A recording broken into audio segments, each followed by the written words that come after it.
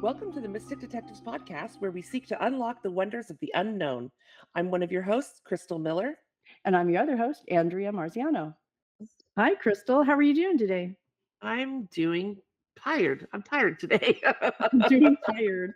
If that were an activity, wow, that could look really interesting. Why are you tired?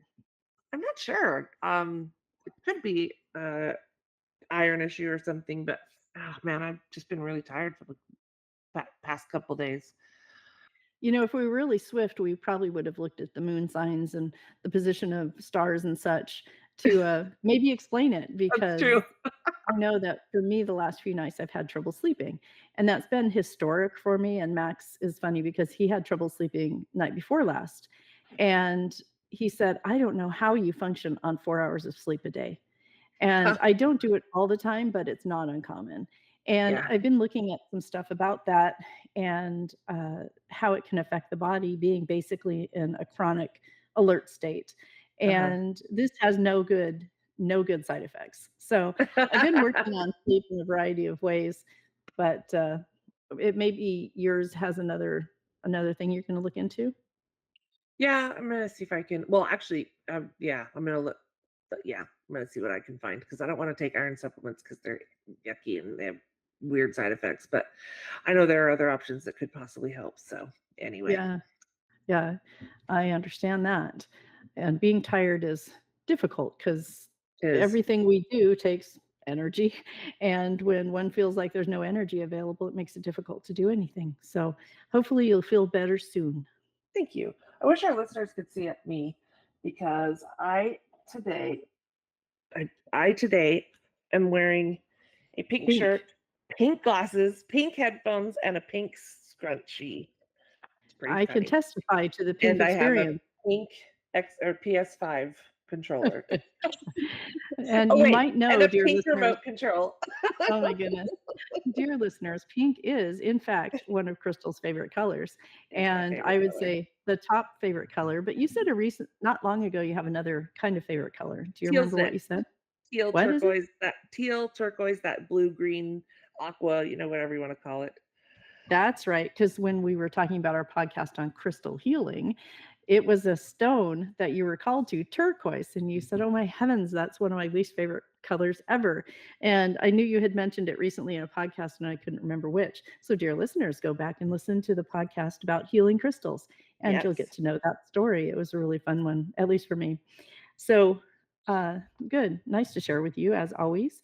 I love our meetings that we get to have over our video chats and stuff. But one of the things I wanted to also let our listeners know is to look forward at the end of this podcast to another card reading, which I'm going to do, and it's from a book or a deck called White Light Oracle. And it's got some beautiful cards, and we drew one before the show. So stay tuned, and we'll talk about it when we wind the show up. Also, I'd like to point out that the podcast is not ending, but it will be at the end of the episode. Okay. Yes. Modifiers had been misplaced, and I will pick them up and put them where they belong. Thanks for that. Well, today's topic is near-death experiences. I have been fascinated with near-death experiences for as long as I can remember. Do you have Mhm. any stories that you've heard of or anything you know about near-death experiences? I've actually been fascinated also because of the vast, I don't want to say disparity, but it's a really big spectrum, right, of what people Mhm, mhm. believe or have experienced or have for an explanation. Like there's a lot to it. There is, and when I was researching it, I found some information in a variety of sources, and I always like to balance my research with theory, scientific reasoning if we can, and stories. And we've got a little bit all of that today. So one of the things that happened to me that you know about, Crystal, is that I had a cardioversion twice for my heart, which means they stopped my heart and Me then they too. started it again. I've had Yeah, I've I had know. that twice also. Yeah. Aren't we lucky girls? Yay. And so, did you ever have an experience? Because we were technically dead probably for just a split second. I don't even know how long. And I didn't have an experience, did you? No, no, as a matter of fact, I, didn't even I mean, didn't other than it's funny, the first time they warned me that it was gonna hurt, and it didn't, and then the second time they said nothing and slammed it in, and I was like, but I didn't, I didn't feel I didn't have an experience that I know of even going unconscious or anything, it was just Right. it just hurt. Yeah, me too, and it was I needed it, I had it, it was over. Yeah. And then Yeah, there was the itching side effect, but other than that, I didn't have a near-death experience that I know of. me neither. So, when I was looking this up, just typed in, as always, "What is a near-death experience?" And the general answer that came back from the very important Bing search was, "A near-death experience is a wide range of personal experiences that are all associated with impending death." And I thought, "Impending death? What does that mean?" And sometimes people who don't actually die, but think they're going to die, may have this experience. However, most of them are pronounced clinically dead. They're flatline. We'll talk a Mm, little bit more about what that looks like with having a sense of impending death, but they experience some of these sensations. They experience a feeling of detachment from the body, floating in time and space, and seeing their own corpse. So often they're described from being above their yeah, body, kind of yeah, watching what's happening, but I feel feeling like nothing. I feel like we hear that one a lot, Yeah, just this I'm that's the looking most around the common. room and there's the doctors and there's me and what? Yeah. Yeah, and I know that I saw something recently, and I wish I could have remembered what it was because I wanted to go back and look, but there was a doctor talking about this, and he said, and I can't quote him because I don't remember who he was, but he was saying that he sees these enough times that he believes them. Mhm. And he can't prove it, and we'll talk a Right. little bit more about that in a few minutes, but he believes it because he's seen it so Mhm. many times. Mhm. And, they also have a feeling of levitation, which to me is sort of the floating. I'm not sure the difference between the 2. Yeah. And they also have an extreme fear of dying, some of them. Some Interesting. people, as I was looking through this, some people felt that this near death experience was positive only and full of joy and light. Some people didn't have that experience, which could bring a whole nother topic in, but we're not going Yeah, there no today. kidding. No Most kidding. people have a feeling of serenity or security or warmth. And also, this I found interesting. And some of this I feel like came from a secular place, some of them non secular. This is an experience of absolute dissolution. So, as in the way I see that, as in kind of everything is fine. There's nothing held back. Things are all good. And perhaps that can look different ways for different people. And a presence of a bright light. I don't think I've ever heard a near death experience that didn't have a bright light of some sort or another.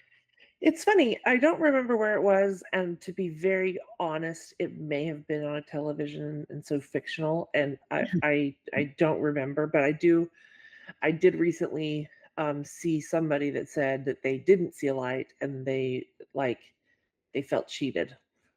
Hmm. And but I again, that's anecdotal, and I couldn't give you a source in any by any stretch. And maybe our listeners know where I'm getting this from, but yeah, it was an interesting take, "Where's my bright light, man?" I know, I got robbed. Yeah, and that's fascinating because I heard something along that line also one point, and they just felt that darkness that some people will experience, Mhm. and it was a little shaking that shook them a bit. Their basic everything sort of shook because they thought, "What does this really mean? Am I going to the dark place?"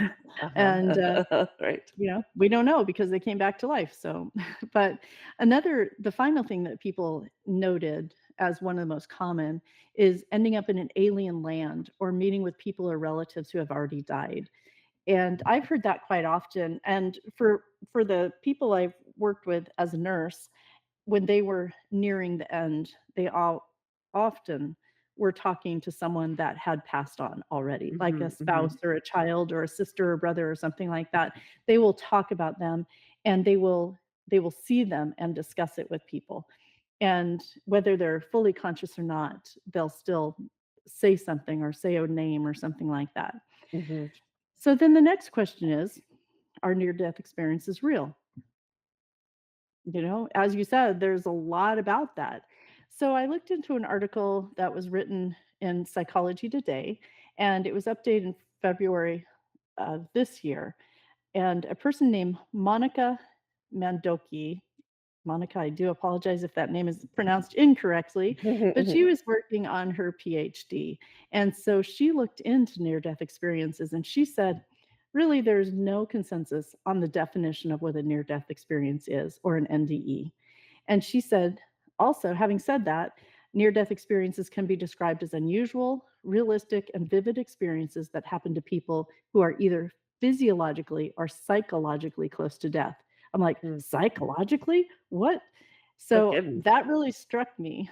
One of the things she said was that physiologically, a person can be in cardiac arrest. We've heard that, of Mhm, course, or be fatally injured, or another some other life-threatening condition, literal life-threatening condition, or the psychological one, which I was alluding to earlier, is a person can be close to death or they believe that death is imminent.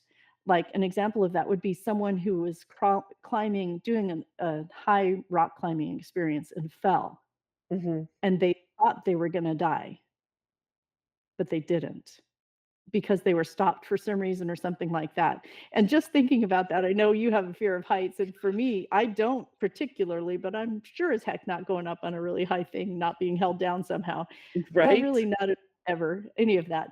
But the psychological part is they thought they were going to die, or maybe someone who was a hostage or something, and someone had been shot and they thought they would be. So some people who have the psychological feeling of death may have some of these experiences. They were Like you're most common. the cliche phrase, "My life flashed before my eyes," right?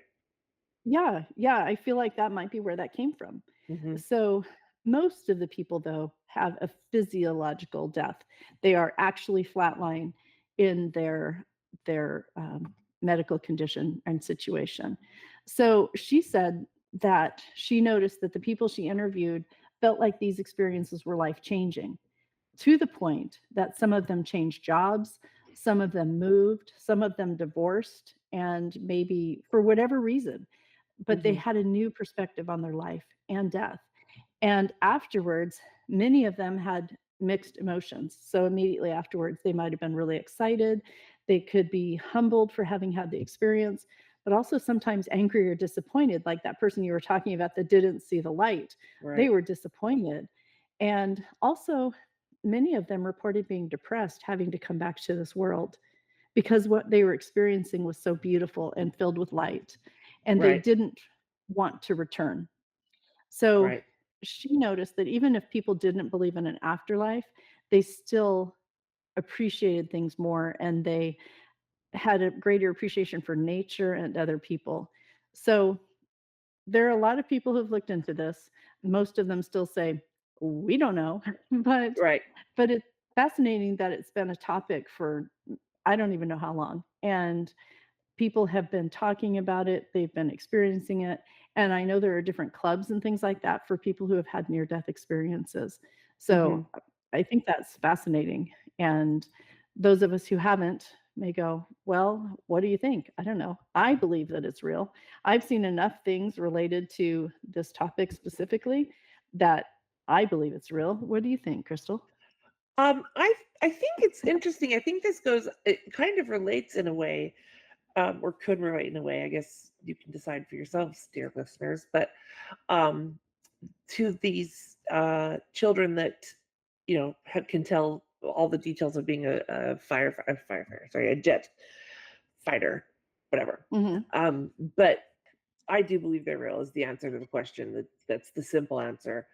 Um, and I think that I just think that there's a connection to all of these experiences of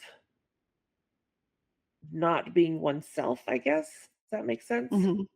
Yeah. And so while a near death experience is not the same as having a potential past life and being a jet fighter or whatever, it does seem like that they're still related. They're still part of the same I mean, for lack of a better word, organism, that's not the right word, but like same Experience maybe? experience. Yeah. Or yeah. Yeah. And I agree, and some people, like many of these things, believe it comes from our subconscious. True or Mhm. not true, there was a study published in 2017 in Belgium, and they had interviewed many people who had had near death experiences, and they put together a survey where people had 16 different items that they answered, the scoring between 0 to 2, which I thought that was interesting. 0 to 2, that's not a very big scale, but Yeah. that's what they decided on. And they determined that people with scores of 7 or higher, so there were multiple questions that they were asked, each they could do 0 to 2. Mhm. They If they had a score of 7 or higher, they classified them as officially having had a near-death experience. And what they were studying exactly, I'm not sure, except for potentially the connection, because they did say that they had some themes that tended to pop up over and over again, including, like we talked about, bright lights, out of body experiences, an overwhelming sense of love, although not always, Right. and so forth. They said it didn't seem to be any sequential order that people experienced, but these are the things that came up very commonly. And they they still basically ended up saying near death experiences may have a universal character and they Mhm. may exhibit enough common features to belong to the same phenomenon, Mhm. but they just don't know. But there were enough variabilities within the distribution of reported features that they could only make a loose link, essentially. They did find that the experiences that were either positive or negative or just kind of weird, what people say about them, especially right after they wake up or later on, Mhm. the people reporting it try to put it into words, and sometimes they have a really hard time because they just can't express what it is they experienced. I get that. So I have had experiences like that, that I really cannot I can't I mean, I can't even tell you about them because I can't express them, mhm. it's like the language isn't there. So I get that and can relate to that. Yeah, and also I think sometimes these personal experiences are so close to a person that they kind of guard it. It's Yeah. so special or even sacred to them that they may not want to share it just willy-nilly. Yeah. And, I I I get that. I think we all have experiences of one type or another. Mhm. Now, there was an NBC News article that I read by Teresa Tampkins, and she noted that every year more than 350,000 people have cardiac arrest outside of a hospital. Did you know that How number? many? How many? 350,000. I thought that's what you said. No, I did not know Yeah. that number. Wow. Yeah, but we do Do know they that, never go to the hospital, or, they just have cardiac arrest and then they go on with their lives, or they die, or what? well, few survive. We know that even with CPR, few people will survive a Yeah. cardiac arrest. So, many of them had been resuscitated, but Okay. she didn't put a number associated with that, but they have no memories of the experience. But other people recall something, and it's a vague sense that people are around them, or more specifically, a dreamlike awareness. So people when in nursing school, I don't know what you were taught, but I was taught that the person, whether they were conscious or not, probably can hear us. And this Yeah. is something that they talk about a little bit. And she said that when somebody is in cardiac arrest, we know they're unconscious. That's part of the deal. Right, They have right, no heartbeat or pulse for those who are not in the medical profession, and they need CPR urgently, of course. right. It's either CPR or using a An defibrillator or AD, something, but they right, need right, it right. Yeah, right this minute. right. But once they flatline, they are so near to death that there's no activity on the monitors. So this is that moment in time where they've stopped all signs of life and something has to happen.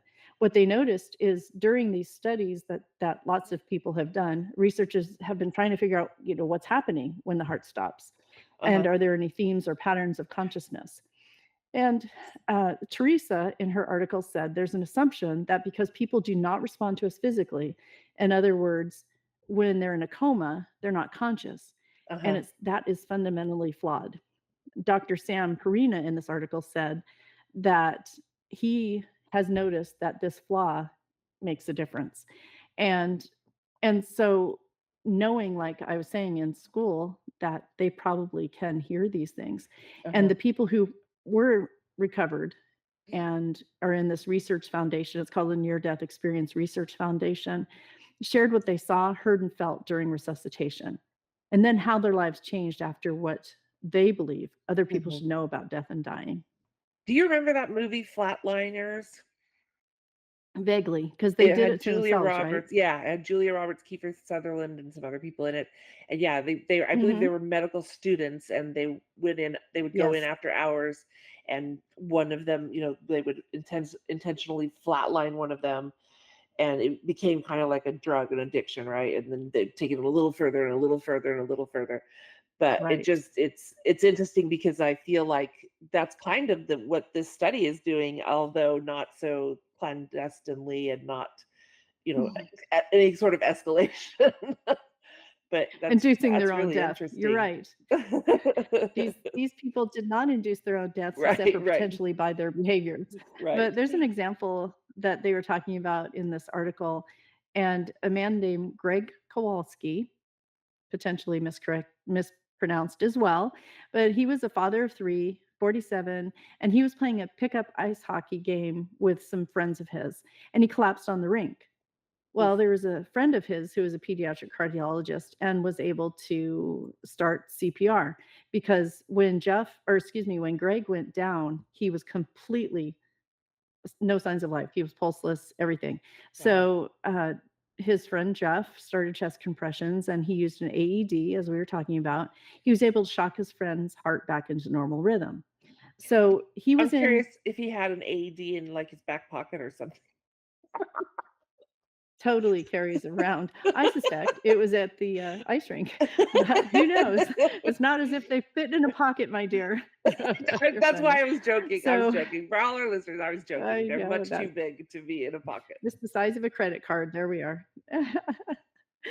Well, in the meantime, he was in full cardiac arrest, but he recalled an incredibly vivid memory that he had while Jeff was resuscitating him. He found himself boarding an airplane that was completely empty with blue Oh, seats stretching out in front of him. okay. So that's interesting. Was he a I don't think he was a, pilot or anything, but he noted that the sun this is his quote, "The sun is really bright outside, like a beautiful day, and I sit down next to the window in my seat, looking out at the tarmac." And he said, "As I'm sitting there waiting, I heard somebody call my name." He said, "It's my friend Jeff." And if you recall, that's Jeff is doing the CPR. Mhm, mhm. And he continues to say in his memory, Jeff told him he was on the wrong flight and needed to get off.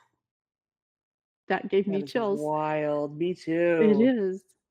And he said, "I got Wow. up and I followed him out of the plane. And then as we're getting off the plane, boom, I came back and I woke up." And it probably hurts so much. I can't Oh my imagine how gosh. much an AED and defibrillator uh, hurts. Yeah. For the I can break this down into really, really layman's terms.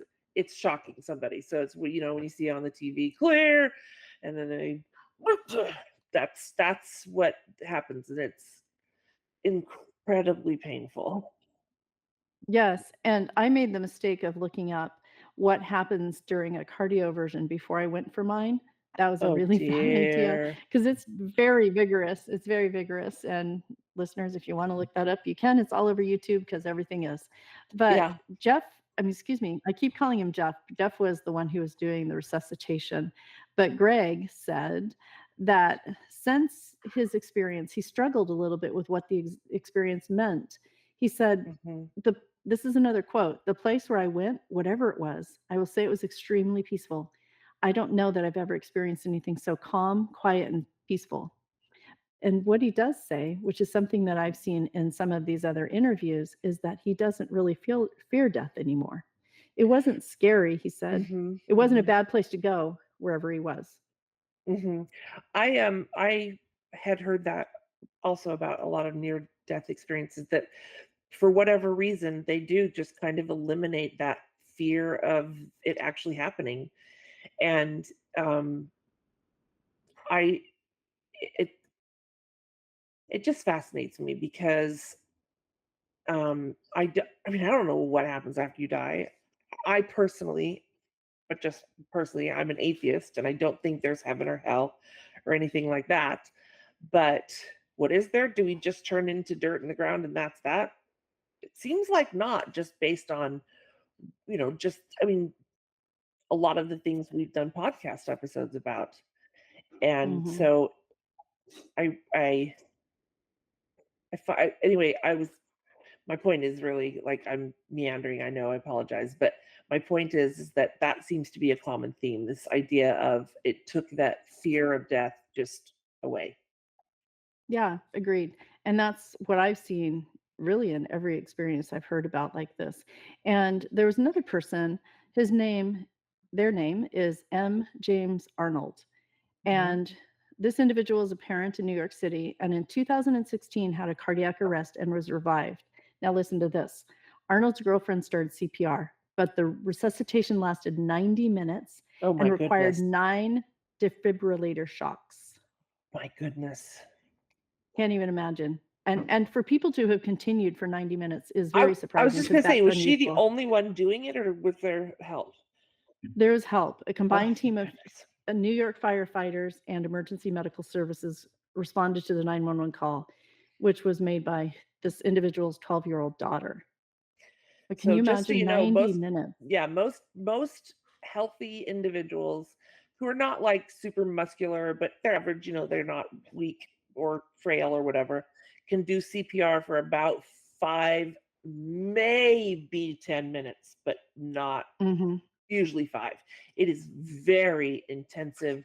It's very aerobic and Exhausting. exhausting. Yeah, yeah, It is. exactly.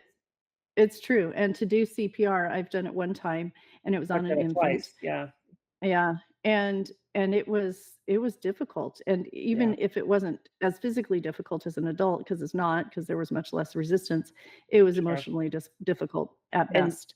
I agree, and I know for in your case, it was our granddaughter, so you had an emotional investment there also. But even without an emotional investment, for me, it was 2 of my patients, and, actually 3. I have a funny story about that. Um, but anyway, it was such an emotional experience because all you can think is, oh my god, don't die, don't die, don't die, like, oh my god, don't die, oh my god, don't die, right? And that's, Mhm. I mean, as you're doing staying alive with your Right. compression speed, right? It's like staying alive, don't die, staying alive, oh my god, don't die, staying alive. Like it is, and so it's so mentally exhausting as well because in that moment it matters to me, to you, to the person doing the CPR. It matters so much to Mhm. preserve that person's life, you know? And Yeah, it's it's true, and when I teach CPR and first aid, I remind people, while we still get to do this, very few people survive it, but the people who yeah, do, and that matters. yeah, They my 2 patients didn't survive. My 3rd patient is an anomaly because I didn't actually do the CPR, but it's a funny story, so I'm gonna tell you because I'm always gonna do tangents. It's sort of related, it's sort of related, but I had a patient, ugh, he was a younger, so sorry, in a skilled nursing facility, or what is commonly called a nursing home. I had a patient he was a younger patient. He was there uh, mostly because he'd made poor lifestyle choices. And anyway, he was bedbound and he was cranky. It's a cranky patient. Mhm, Anyway, he wanted everything done exactly how he wanted it. And he was um, just a pain to work with. Anyway, so one day I went in and I said, good morning. We'll call him Joe. Morning, Joe. mhm, And I didn't get a response. And that was very unusual because usually there'd be an immediate complaint or something that he wanted changed or whatever, right? And I was like, what? And so I, went over to his bed and he was just pale blue. I mean, he wasn't like long gone or anything. And I mhm. was like, wow, holy shit. So I did all the things where code blue. I was like, what do you do? Code red, code blue, code blue. I can't Yes. remember. Code blue. Code blue, right. Um, and so then no, I didn't start conversations. I'm sorry. Somebody came in fast enough that was stronger, bigger, than me. And then EMS came and they were doing CPR. And finally, I couldn't tell you how many minutes it was because I probably could have closer to the event, but it was I would say it was 30 minutes or so Mhm. ish. And so not terribly long, but not terribly short, right? And we finally were like, okay, well, I mean, I guess we call it. And it was a bummer because he was young. And, nobody wants to tell a young man's wife that, he died. Mhm. And not a young man. When I say young, he was in his 60s, but young Not for a as young nursing as home. some. Right. But anyway, so the paramedics called it. They were packing up their things. And I kid you not, he goes, "What the hell is going on in here?" Oh my I gosh. was like, and Everyone is ins now needing cardiac assistance exactly, too. he insisted that he hadn't, flatlined, but he didn't remember any of the CPR, but he just absolutely refused to accept that, he had passed on. So he never shared any sort of near death experiences or anything like that, other than the fact that his first response was, "What the hell is going on here?" It made me wonder what he'd been experiencing. It No was kidding. very interesting, very strange. Again, 30 minutes is not a short time, but it just wild. So it That was is wild. wild. Wow. Well, and again, compared to this individual, Arnold, who had a 90-minute resuscitation. So Wild. Yeah. he said, they said, that during the near death experience, this individual, who's assigned male at birth and now prefers they them pronouns, had a profound life changing memory. Arnold reported that they were traveling feet first over an expanse of water and floating on what seemed to be a stone like surface. Arnold also said that overhead was an endless sky, and Arnold felt completely safe, free of fear, and nothing, and neither male nor female, which is fascinating on its It is own. fascinating. Arnold is now 53 and has had gender dysphoria since about the age of 3 or 4, although they didn't always know that there was a name for that or that their feeling of a different identity was a thing.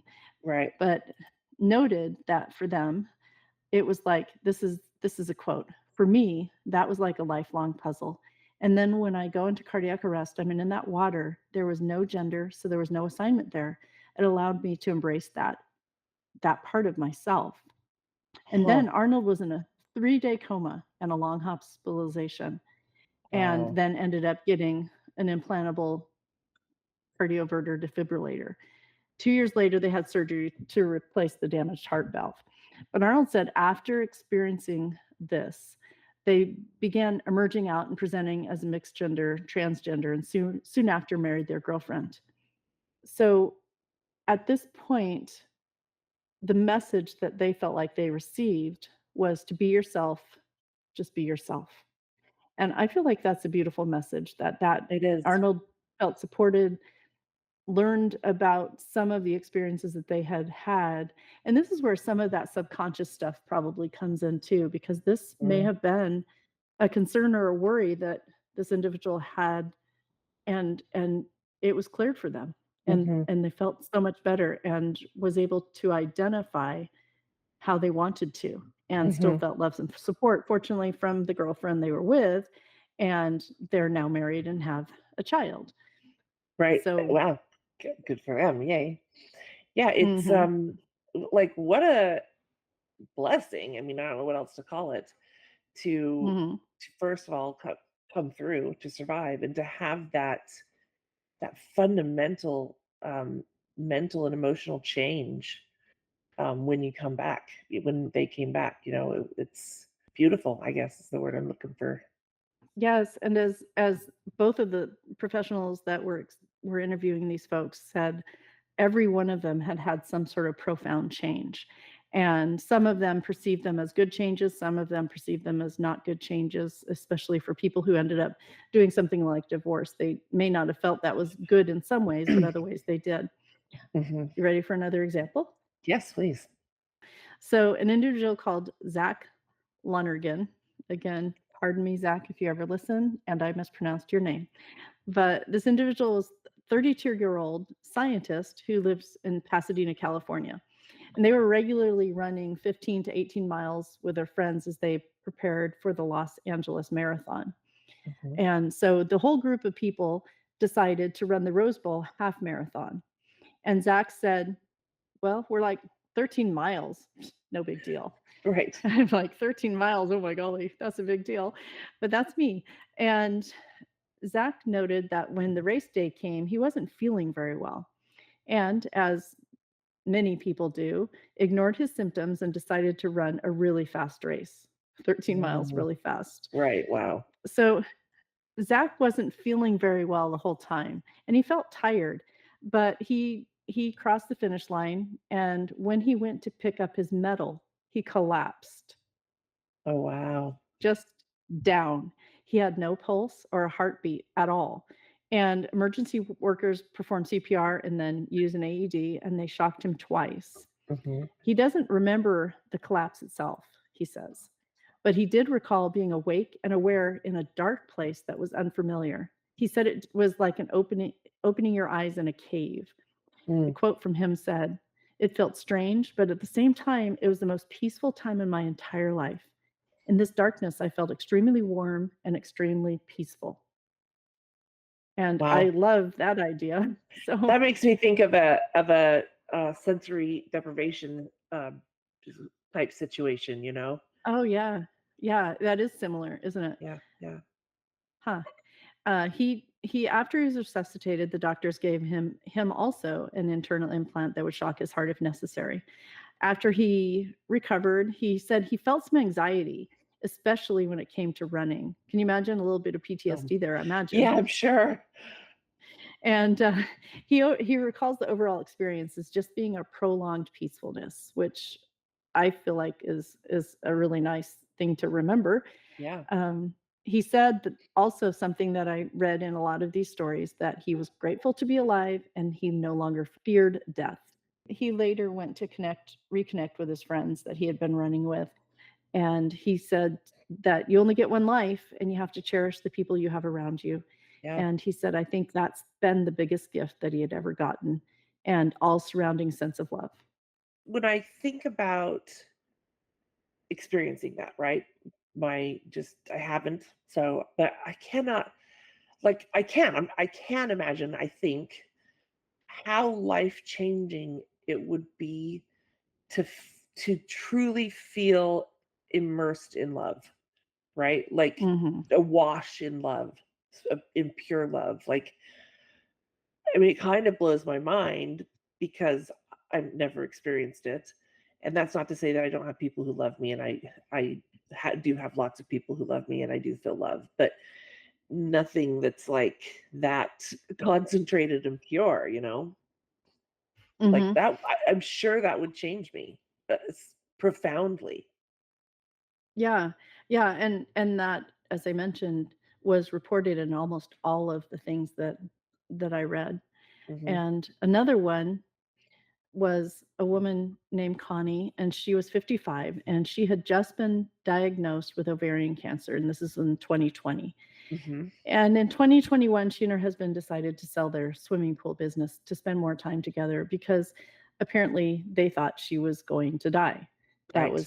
It must have been a terminal diagnosis. Right. But the day of the sale was particularly stressful, she said, and she started having chest pain. Now, you and I both know as nurses that chest pain in a woman and cardiac issues in a woman often presents differently than it does in a man. So for her to have had chest pain specifically was a little bit unusual. Right. Even more unusual is she went to get checked out, because we also know that women very commonly will die from cardiac events that they And didn't have women to. will also go to the doctor more than men will. Yeah. But for these cardiac issues that are not common, when they get other strange symptoms like Hmm. anxiety, stomach ache, maybe a little indigestion, They don't necessarily go to get checked out, but she did, and she was admitted to the hospital for observation. Tests had ruled out a heart attack, but at that point, she developed bradycardia, which is a slow, abnormally slow heart rate, and her heart Mhm. stopped. Wow. So she was not having a heart attack, but her heart still stopped. This does Wow. not work. So she doesn't remember when the nurse started CPR. And fortunately, there was someone in the room with her because she had already been cleared for a heart attack. So they were just doing some other tests. So she said she didn't feel any pain, but later on she found out the nurse broke her sternum and several ribs, which is a common occurrence in Mhm. CPR. Yeah, CPR it is. done correctly almost always does. Yeah. And this woman Fuller says that she loves this nurse and she saved her life. What she does remember was her husband's voice when he came back in the room. And she said they started dating when they were very young, 14 and 16. That is very Wow, that is young. very young. Mhm. And she said that she heard his voice as it was when he was 16. And remember, they were in their 50s at this Wow. point. Right. So he had not yet fully matured his voice and all of that. That's what she felt. And she felt like her husband's voice helped pull her back into her body as the medical team worked to revive her. Wow. She said, and this is a quote, I do remember thinking, this feels so good and so peaceful. It's so calm, and there are no worries here. But at the same time, I remembered my husband and my daughter, and I knew I could not leave them. Wow. So, based on her experience, she said to remember to talk to patients and family members, even when it seems like they're dying, because Yeah. she feels, like I said, her husband's voice brought her back. And she felt like that made all of the difference for her. She Right. also said that she believes in God, and may have said gods. She believes in God, and she wonders why she didn't have experiences that were more like the traditional concept of heaven. Mhm. And she said she still doesn't know, and psychologically, it had been a lot to handle. And she said, and this is a quote, I thought, why wasn't I in heaven? Why didn't I see my relatives? Why didn't I see the white light? Why didn't that happen for me? Right. Right. As you had mentioned, you had Right. heard people having that experience. Uh-huh. So is that something that it's is they get worried about, or does it still give them peace? At the end of this, she said that she had had a syndrome that had a heart weakness, and it could be caused by this sort of event could be caused by severe stress, which is what they were experiencing. Right. And another quote, which I really liked a lot, she said, I thought at that time that I had wasted my heartbeats worrying about a swimming pool store. Oh, wow. That's wow. Yeah. And then further, she said, when I prayed and I begged God, please give me one more chance to not waste any more heartbeats on something that's not important. And she says, Wow. I won't. I will not do that again. That is just so intense to me.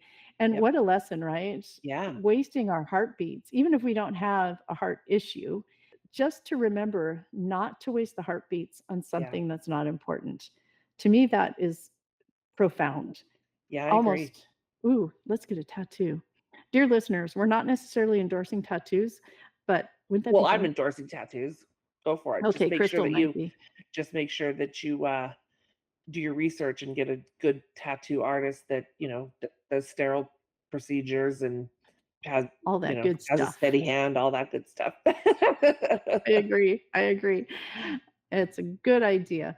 But that quote just really fascinated me. And there have been so many stories about this. I mean, there are another Yeah. 20 I have on this one research page. And then there was another one that I found later, and I thought, oh my goodness. And I know there's books about it and everything.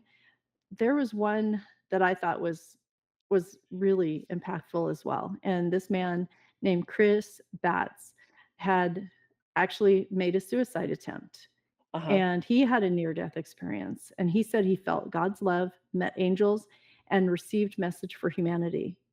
And his message was that he shouldn't give up, that he just had love. And he has been talking to people and others who are struggling to give them the message of love.